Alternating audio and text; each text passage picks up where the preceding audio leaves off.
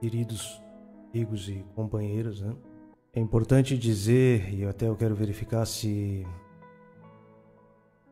estamos o assunto hoje, com o pedido da espiritualidade, é justamente a encarnação, tudo que a envolve, os rumos da humanidade. Eu costumo dizer, e nessas lives eu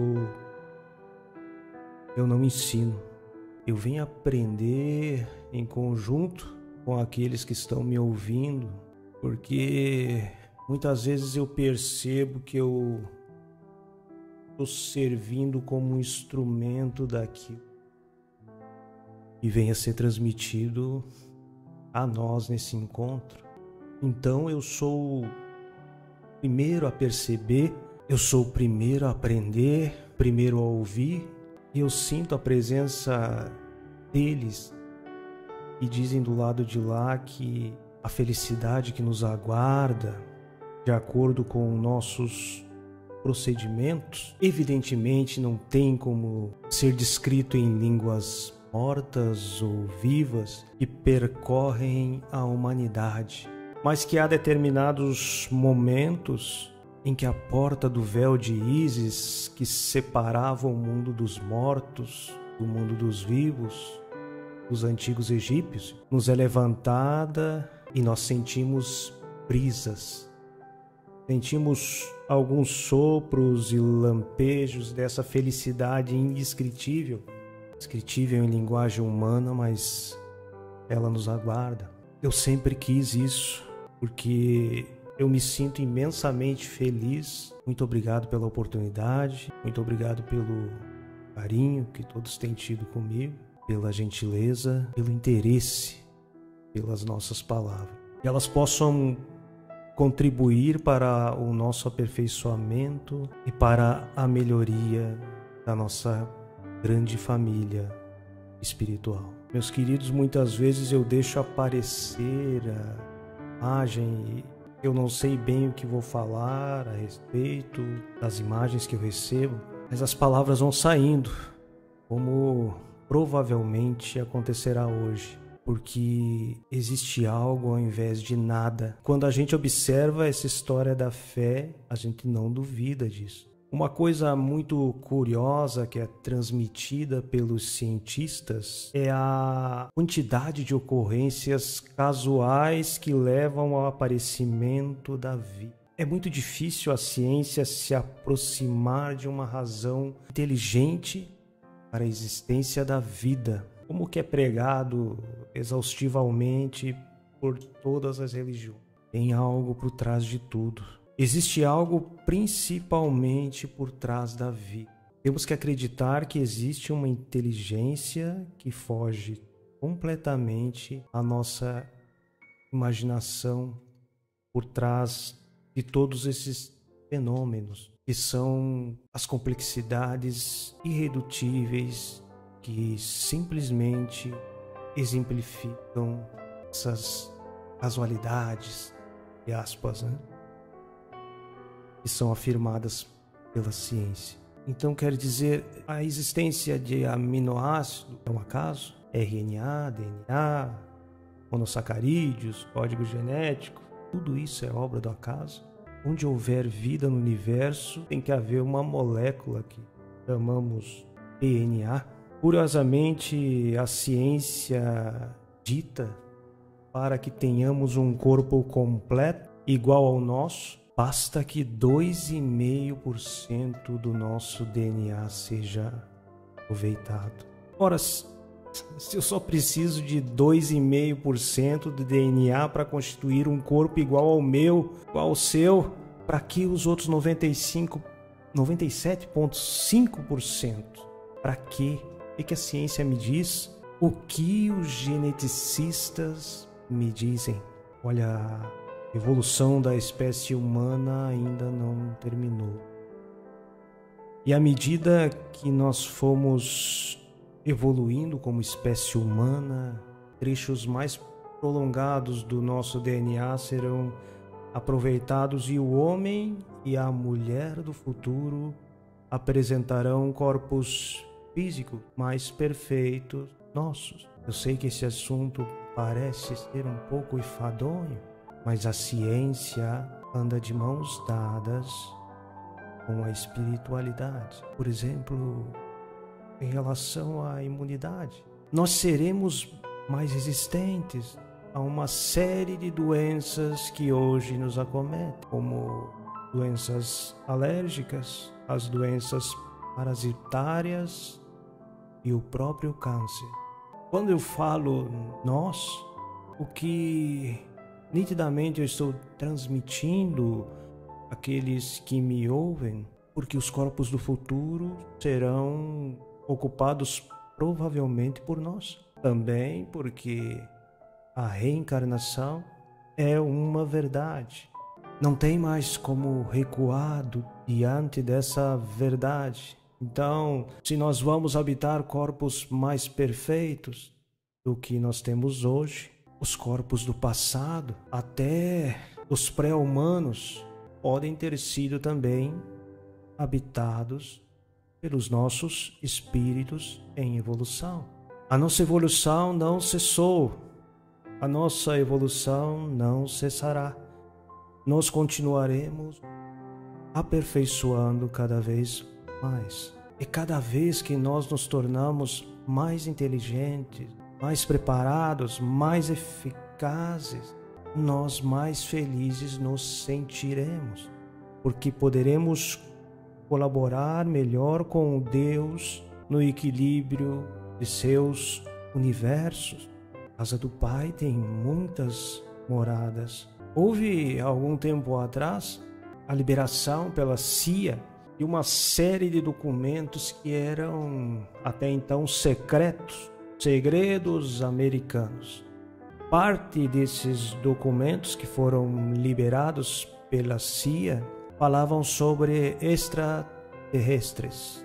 E cuidado, quando falo extraterrestres, não é para que vocês me julguem pelo que eu falo. O recado não é meu.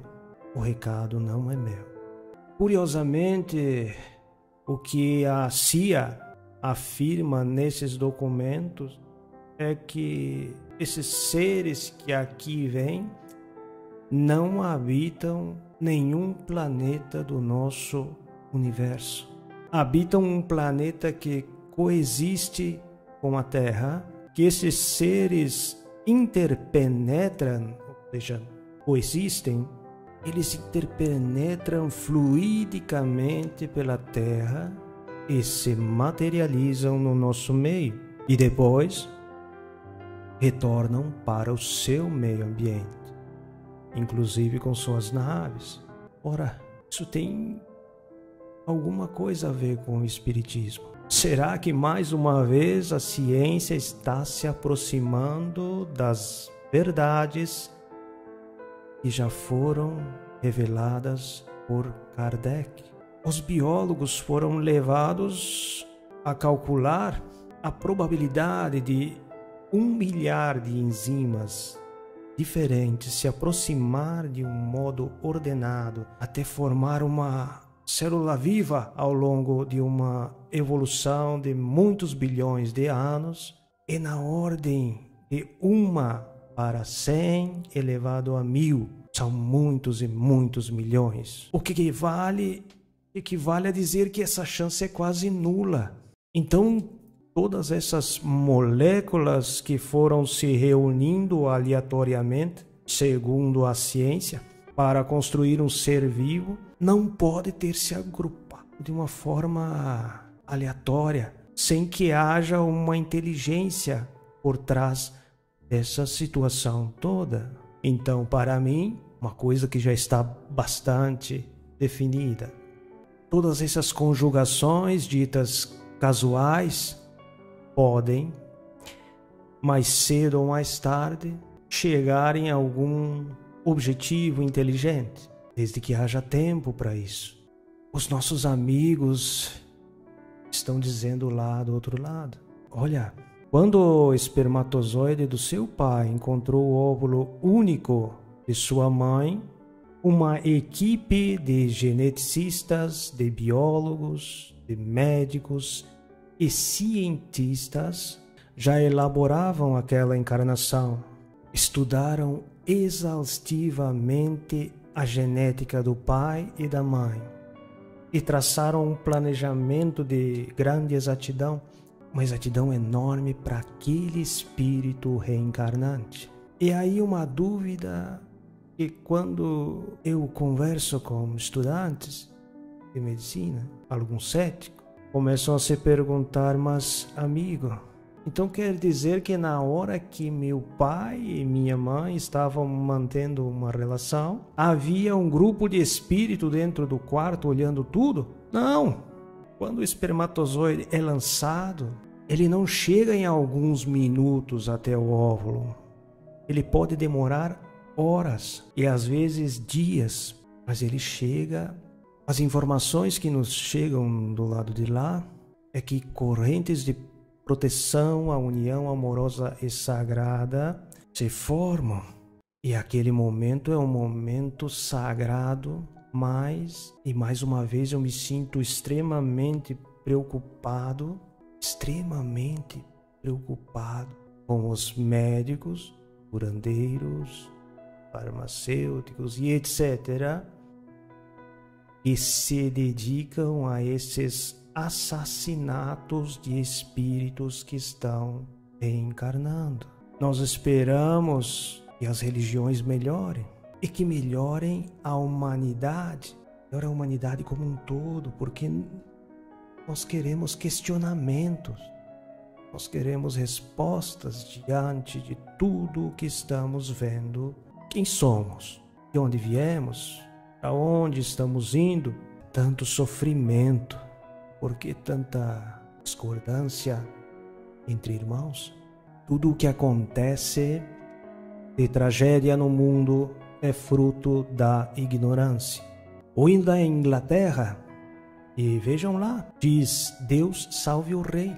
Nenhuma sessão do Senado americano ocorre sem que Deus seja saudado. Se formos para o lema da França, liberdade, igualdade e fraternidade. Bonito, né?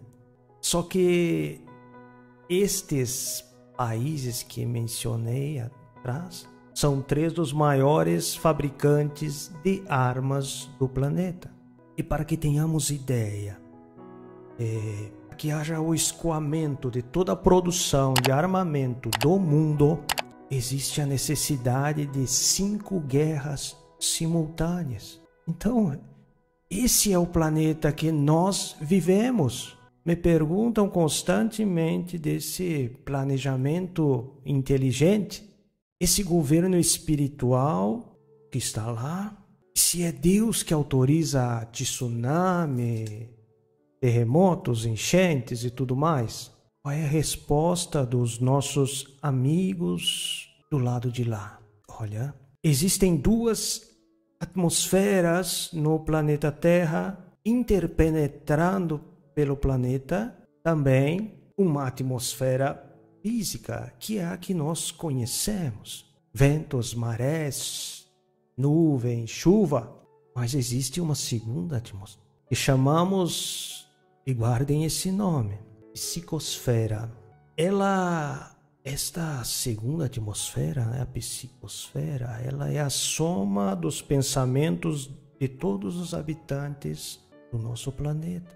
E essas 2 atmosferas, física e psíquica, se interpenetram e podem influenciar uma sobre a outra. E aí nos perguntamos, qual será a atmosfera psíquica nosso planeta, onde mais de 3 milhões de abortos criminosos são praticados por ano? Só deverá ser a atmosfera psíquica, onde 2 dos marcos do comércio são os de armas e o de droga. Qual deverá ser a atmosfera psíquica de um planeta onde 60% de tudo que é arrecadado nos impostos é utilizado pela corrupção. Qual deve ser a atmosfera psíquica e o planeta, este planeta, em que sempre haverá um lugar em guerra? Sem falar aí na orfandade e nas mutilações ocasionadas. Meus queridos, nós estamos colocando tijolos, né, em cima de telhado de zinco e vai desabar em forma de tragédias ecológicas, tragédias naturais. Mas observe o seguinte, porque é uma grande tragédia, um terremoto, uma enchente, um tsunami, na área existe como que um movimento contínuo e coletivo na humanidade para ajudar aqueles que estão sofrendo com as tragédias. As pessoas se ajudam, pessoas se unem. Então, existe em cada tragédia uma compensação, de onde se deduz que estamos partindo realmente para uma mudança. De um planeta de provas e expiações para um planeta de regeneração. Mas o que é um projeto de provas e expiações? Se nós fôssemos habitar um hospital, por exemplo, que companheiros teríamos do nosso lado? Enfermos, por óbvio. Se fôssemos habitar uma penitenciária, teríamos ao nosso lado criminosos, certamente. A Terra é um imenso presídio e um imenso hospital. É um planeta de provas e de expiações, em vias de regeneração, de subida. Mas o que é um planeta em regeneração? Estamos caminhando exaustivos através do deserto e encontramos um oásis, uma estalagem, e ali nós recuperamos as nossas forças para dar seguimento à nossa caminhada infinita. Isso é um planeta em regeneração. Então nós temos que aguardar. Vamos e voltamos. Então, por enquanto, esse é o nosso lar. O livro dos Espíritos ensina que em que momento a alma assume o corpo, e em resposta nos é informado que a união começa na concepção, mas não se completa senão no momento do nascimento. Desde o momento da concepção, o espírito designado para tomar determinado corpo, a ele se liga por um laço fluídico e vai encurtando cada vez mais, até o instante em que a criança vem à luz. O grito que então se escapa dos seus lábios anuncia que a criança entrou para o número dos vivos e dos servos de Deus. Mas percebemos que existe algo vago nessa resposta. Nós não temos informações e as senhas através dos detalhes. Algumas vezes que eu tive a ocasião de conversar com os nossos amigos do outro lado, eu indago, sempre pergunto. Por exemplo, Frederick, que é um dos médicos que tem uma escola de ectoplasma do lado de lá. Ele é muito falante entre alguns médiuns daqui. Inclusive, quando eu desencarnar, eu vou ficar de joelhos na porta da escola pedindo a ele uma vaga, né? Eu pergunto por que esses procedimentos que nós vemos realizarem e nós não conseguimos realizar. Ele responde, é muito simples. Vocês não têm inteligência, não têm ainda o merecimento. Então, os espíritos podem, até a medida que forem evoluindo, e vão dando respostas mais exatas e possam abranger mais do conhecimento. Como é que eu vou entender que a união começa na concepção, mas não se completa senão no momento do nascimento? o que está acontecendo desde a concepção até o nascimento. Há uma agregação paulatina das moléculas do corpo espiritual com o nosso corpo físico, do nosso perispírito com o nosso corpo físico. Eles dizem também que à medida que o espírito vai se acoplando ao seu tecido fetal, a consciência do espírito também vem diminuindo até que ele fica inconsciente no ventre materno. Mas para mim essa explicação é pouco. Eu vou precisar ser mais inteligente a compreender melhor o que é que eles estão querendo dizer. Estamos percorrendo as fileiras e cuidando de enfermidades que nós nem desconfiamos. Temos, meus queridos, tamanha é a fluidez, a elevação que nós estamos conseguindo nesse ambiente virtual, com o nosso propósito, e eles estão dizendo é que mais cedo ou mais tarde, toda essa ambiência fluídica que nós estamos instalando nos nossos pensamentos poderá percorrer toda a Terra, porque a humanidade vai se conscientizando das verdades que todos nós já sabemos. Vejamos, alguns pesquisadores pegaram os espermatozoides e estudaram o mecanismo que fazia com que suas caudas se movimentassem e perceberam que esse mecanismo casual, segundo a ciência, corresponde a um tremendo motor, um tremendo motor na velocidade de batimento da cauda do espermatozoide para empurrá-lo para frente. Isso faz com que a cauda bata 23 vezes por segundo. Quer dizer, como é possível que um motor desses montado de ponto a ponto, de base a base, seja uma mera casualidade? Coisa que me chama bastante a atenção e que perturba os geneticistas, os cientistas e os biólogos de modo geral, que junta-se espermatozoide e óvulo, constitui-se um ovo, duas células iguais.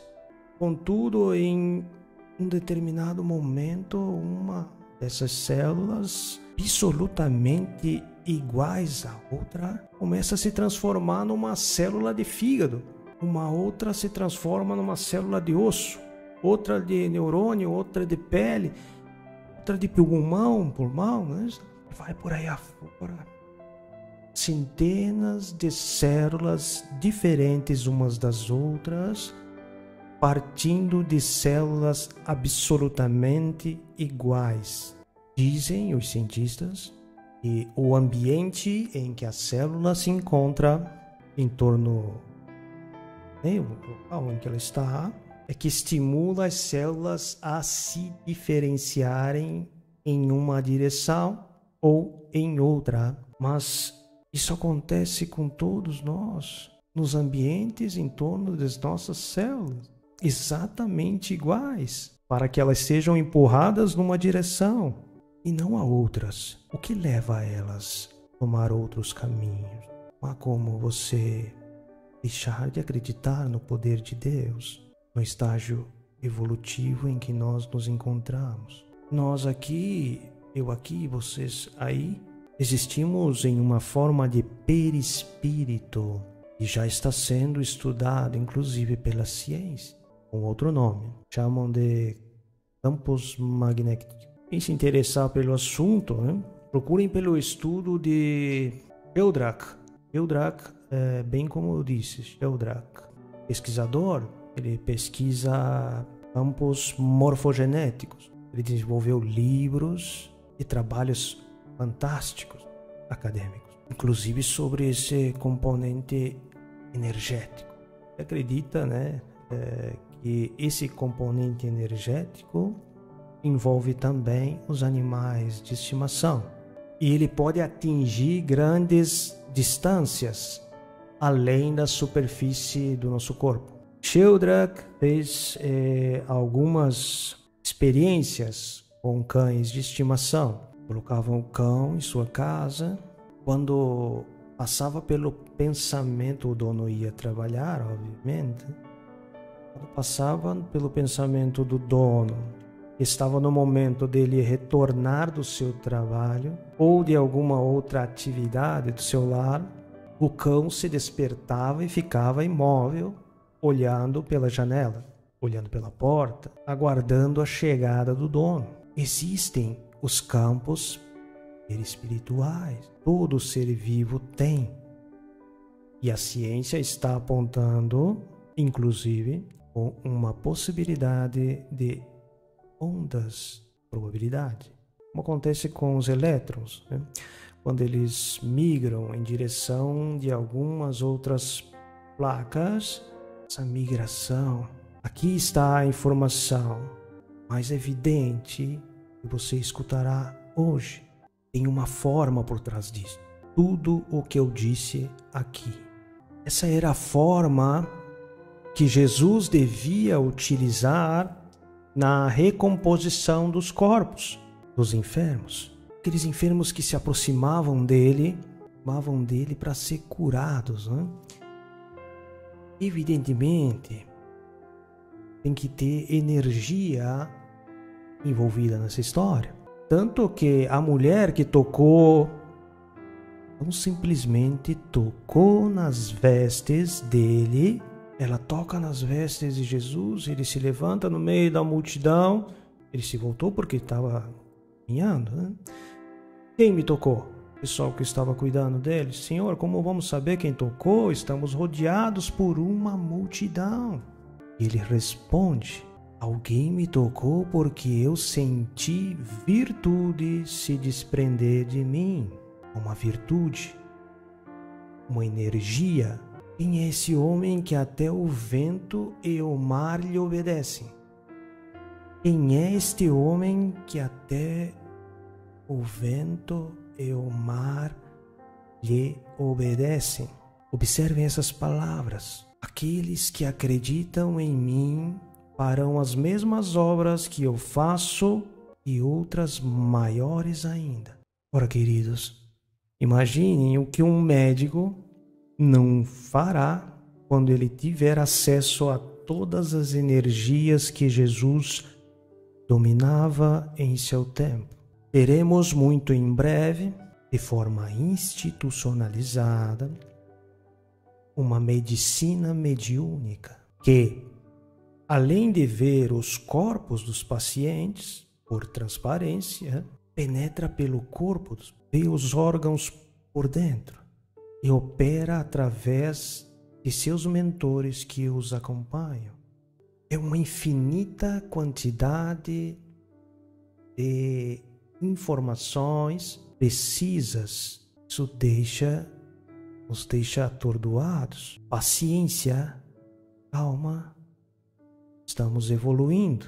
Vamos e voltamos cada vez mais preparados. Não existe acaso, existe um planejamento. Estamos adquirindo méritos para alcançar a felicidade indescritível. Então, cada vez que você se tornar mais preparado, mais inteligente, maiores as missões que serão colocadas à sua frente. E você se sentirá cada vez mais feliz. Calma, paciência. E é isso que eu transmito a todos aqueles que me ouvem. Foco na evolução. Foco na evolução.